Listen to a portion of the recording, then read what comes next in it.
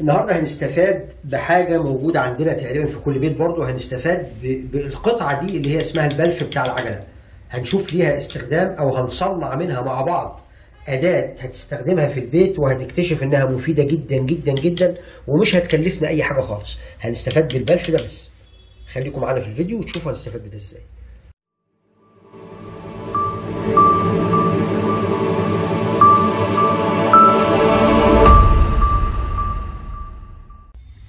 اهلا وسهلا بكم متابعي ومحبي ومشاهدي قناه ابسط فكره. النهارده هنعمل اداه هنستفاد بيها في البيت في اكتر من حاجه، هينفع نستخدمها في اكتر من حاجه. هنصنع الاداه دي، هي حاجه بسيطه جدا، حاجه سيمبل كده ظريفه، هنعملها في 3 دقايق بالظبط من خلال البلف بتاع العجله. اي بلف قديم زي دوت، الكفر اللي هو اللي ماسك في البلف، او البلف بتاع الكاوتش بتاع العجله اللي هو الاطار الداخلي. طبعا احنا اكيد عندنا عجل كتير جدا، واكيد بنغير الكاوتش ده كل فتره، كل ما يحصل فيه مشكله بنغيره وبنرمي على طول. المره اللي هنرمي فيها هناخد منها بس البلف ده، هنستفاد بيه في الاداه اللي هنفكر مع بعض دلوقتي، وهنعمل اداه ظريفه اي حد فينا هيعرف يعملها بايده، مش هتاخد وقت كتير جدا، هتتعمل بكل سهوله وبكل بساطه. خلينا مع بعض لاخر الفيديو ونشوف هنستفاد بايه.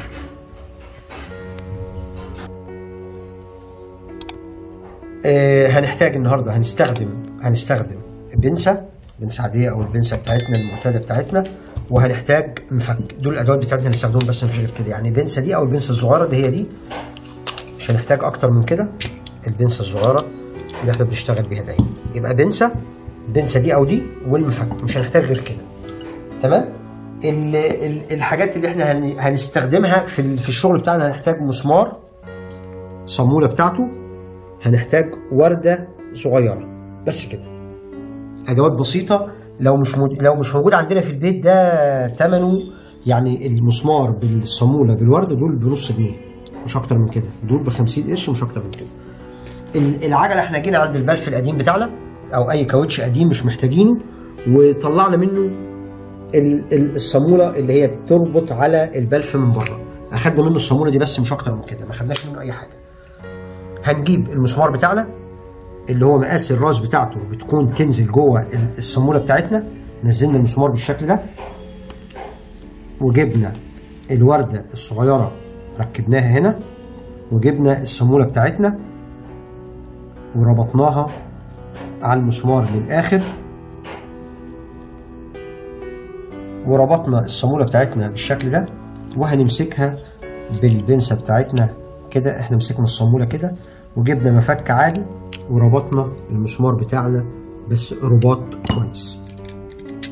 اعتقد لغايه كده مفيش اي حاجه صعبه معانا. ظهر عندنا الشكل الجميل دوت كويس. وهنجيب شنيور او دريل اللي موجود عندنا اللي متاح، وهنركب ده هنا كده بالشكل ده.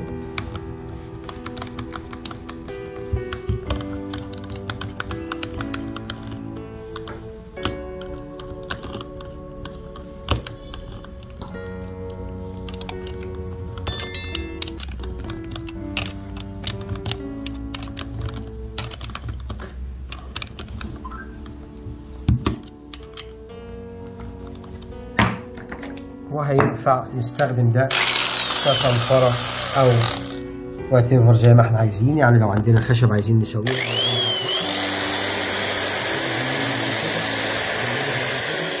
الخامة تركز معانا عايزين نظبط مثلا دي،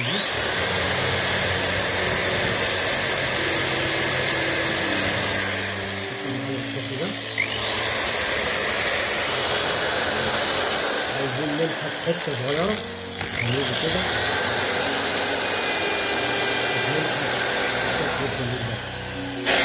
يبقى دي اداة محترمة ينفع نستخدمها ان احنا نصنفر بيها خشب، نصنفر بيها جزء بلاستيك، نصنفر بيها اي معدن احنا محتاجين ان احنا نصنفره بالجزء ده.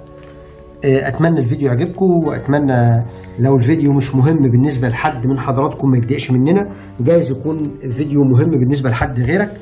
فاتمنى ان الفيديو يعجبه يتكرم علينا ويعمل لايك، واللي مش مشترك معاه في القناه يا ريت يشترك. شكرا جزيلا، واشوفكم الفيديو الجاي ان شاء الله.